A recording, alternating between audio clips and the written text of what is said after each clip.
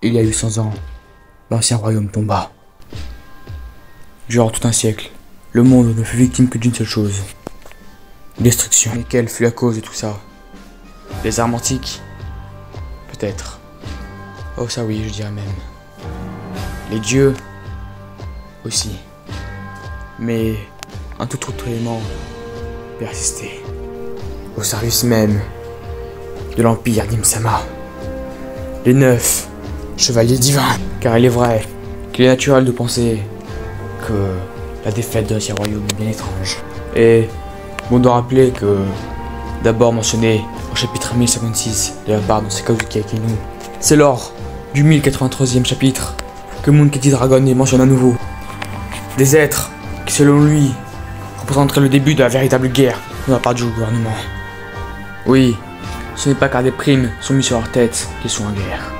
Ce n'est pas parce que la marine déploie ses forces qu'ils sont en guerre. Et ce n'est pas parce que le Cypher Pole défend le gouvernement qu'ils sont en guerre. Selon lui, c'est lorsque ce sont eux qui seront mobilisés, les chevaliers divins, la véritable guerre sera déclarée. Mobilisés. Donc selon lui, les êtres divins qui vivent au sommet de Redline ne demandent leur aide que lorsqu'ils sont en danger. Il est enfin temps de vous révéler la sombre histoire et le terrible avenir des chevaliers divins.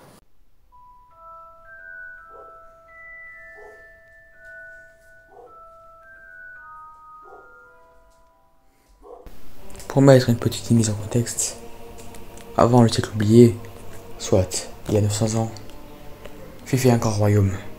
Un royaume utopique. Seulement 1, 2, 3, 5, 6, 7, 8, 9, 10, 11, 12, 13, 14, 15, 16, 17, 18, 20 20 royaumes auront fait céder cet état de liberté. Et on peut aisément penser qu'ils n'ont pas fait seulement allier leurs forces militaires, mais bien plus que cela. Je devrais peut-être me calmer un peu. Bref. Parmi ces 20 royaumes, 9 élus furent choisis. Et ils auront été un danger énorme pour leurs ennemis. Enfin bon, je veux bien admettre que, certes, j'ai commencé un peu à tourner autour du pot, mais ne vous inquiétez pas pour cela. Tout ce qu'il dit actuellement aura son rôle après. Enfin, vous n'êtes pas sans savoir que dans une guerre, il y a des morts. Et One Piece ne fait pas exception à la règle, car après tout, et malgré que beaucoup ne veulent pas l'admettre, il y en a eu des morts, et non pas qu'à Marineford, rien qu'à Wano Kuni. Mais on s'écarte légèrement. Si Joy Boy fut une très probable victime de cette guerre, je pense que dans tous les cas il y en aura eu. Et ce fut le cas de 4 des 9 chevaliers divins. Et je tiens d'ailleurs à notifier que je ne parle du principe qu'il n'y en a que 9, parce que c'est au nombre de silhouettes que l'on aura vu dans la case avec Dragon.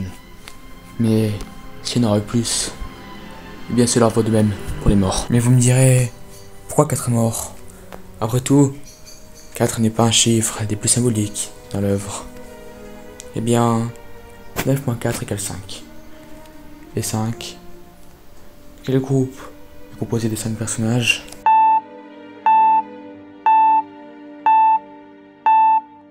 Les 5 doyens.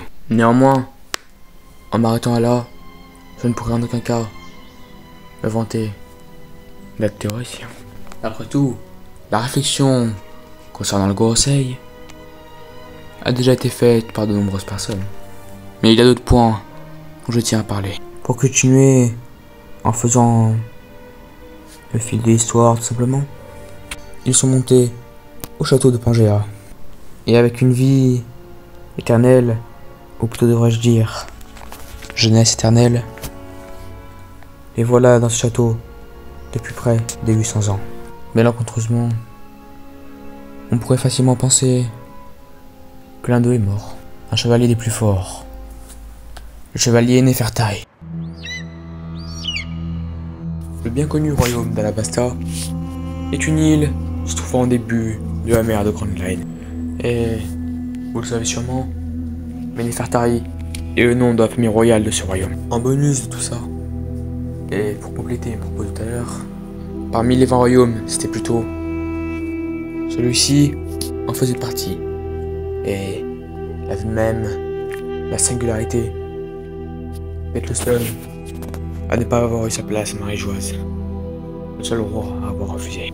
Mais cela, comme je l'ai dit, simplement dû à un choix. Malgré tout, le chevalier divin, Fertaris, avait bel et bien avait juré fidélité au nouvel empire, à celui d'Ym. Donc, son honneur l'empêchait de les trahir, malgré toutes les envies qu'il devait avoir. Mais il finit probablement par changer d'avis et se révolta, ce qui lui valut la mort. Mais cela expliquerait beaucoup de choses. Dans un premier temps, le plus jeune âge que semble avoir l'un des Gorosei. Dans un second temps, cela approfondirait encore plus la haine du gouvernement envers Alabasta, qui semble cachée, dissimulée, mais existante. Et dans le troisième cas, la famille Nefertari semble encore et toujours être l'ennemi du gouvernement, le traître. Et c'est cette dernière raison qui me pousse à croire que ce chevalier est bel et bien Nefertari, et non pas un simple alabastien, si on peut dire ça comme ça. Et étant donné que cette famille a une telle opposition face aux dieux, autant dire qu'ils sont les ennemis jurés des dieux, pour ainsi dire, des dits. Puis le visage du roi Cobra est bel et bien caché sur la photo du journal, ou du moins pour d'autres lecteurs, il serait difficile de la voir. Donc qui sait, peut-être que caché quelque part aussi se trouve un sourire. Enfin bon, là j'ai certes pu évoquer toute l'origine des chevaliers divins, mais seulement ces 4 sont morts et 5 font partie du Gorosei, qui sont ceux actuels qui ont été les remplaçants. Et surtout, quel âge ont-ils réellement, ces autres datent d'ancien royaume? Sont-ils encore bien jeunes? Et sont-ils source d'un trafic, comme le fit Mère Carmel avec la marine et le Cypherpole? C'est une possibilité, et elle reste à exploiter. Et en vue de l'élargissement total que le GM, ils ont d'autres options. Ou alors, un tout autre scénario, qui est beaucoup moins, ou peut-être plus, probable, simple, qui a été choisi au cours des siècles, et non pas récemment. Pour faire simple, j'ai choisi 9 des plus puissants guerriers des 800 dernières années, et ils ont placé dans la chambre froide de Marie-Joise. Ces mêmes salles, on voyait Ym pour la première fois. Ces mêmes salles, on découvrait le chapeau de paille géant. Ces mêmes salles, où figure le symbole des Templiers de notre monde. Et lorsque Dragon utilise le terme mobiliser, il peut notamment parler du fait de les décongeler et de les envoyer au combat. Parce qu'après tout, nous avons eu tellement d'avancées scientifiques dans One Piece que la cryogénisation pourrait très bien être possible. Enfin bon, qu'ils soient déjà à l'air libre, ou alors qu'ils vont devoir se décongeler, ils reviendront. Ils reviendront pour défendre le gouvernement. Et on peut facilement croire que le moment est venu. Après tout, la révolution prend une ampleur terrible. Et l'armée révolutionnaire passerait à l'attaque. Mika, le dieu soleil, se réveille. La Cross Guild, le Crocodile Mihawk, Foot Crane Utopie, Barbe Noire, va devenir roi du monde. Et Shanks Garland, probablement lié au chevalier divin, se met enfin dans la course One Piece. Et nous pouvons qu'être heureux de les voir pour enfin voir de la diversité. Car le gouvernement perd tous ses alliés. La marine se brise et se divise en deux. Les amiraux comme Fujitora semblent voir rejoindre une néo-marine, ce qui est aussi le cas par exemple de Garp. Et puis, en ce qui concerne le Cypherpole, l'unité secrète de la marine, que ce soit avec sous présent Wano Kuni ou Aged, ils se font tous trahir. Et je doute que les quelques marines restés avec eux et les séraphins suffiront à affronter les empereurs, la révolution et les citoyens révolutionnés. Et après tout, ils pourront être de véritables ennemis de taille, affrontant notamment les armes antiques tels que Poséidon, puis les grands pirates. En tout cas, ils seront un danger énorme. Et Singe et Garcia Saturne s'apprêtent sûrement à nous révéler une partie de leur puissance. Enfin, car mais probablement une très grande force, proche de celle des empereurs. Du moins, ceux-là-ci sont vraiment à l'origine, ou du moins en partie, de l'effondrement de l'ancien royaume. Et le conseil, comme je l'ai déjà dit, sont de véritables combattants, avec sabre et cicatrices. En tout cas, soyez convaincus de bientôt les voir passer à l'action.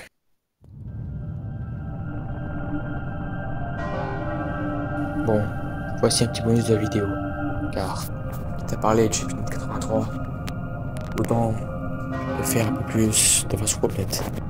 La première remarque que je tiens à faire, c'est concernant la page de couverture, car maintenant, n'est-ce pas, que dans ce chapitre, on voit Marie-Joise, et on se rapproche de plus en plus de son secret, c'est comme par hasard celui où Oda choisit de prendre le flamingo comme personnage de la couverture. Ensuite, je tiens à dire que ce chapitre est la continuité des précédents. En plus de mettre en valeur plusieurs personnages, les principaux commandants révolutionnaires, les amiraux, les Nefertari, Sabo, et maintenant même les chevaliers divins, dont on a parlé quoi.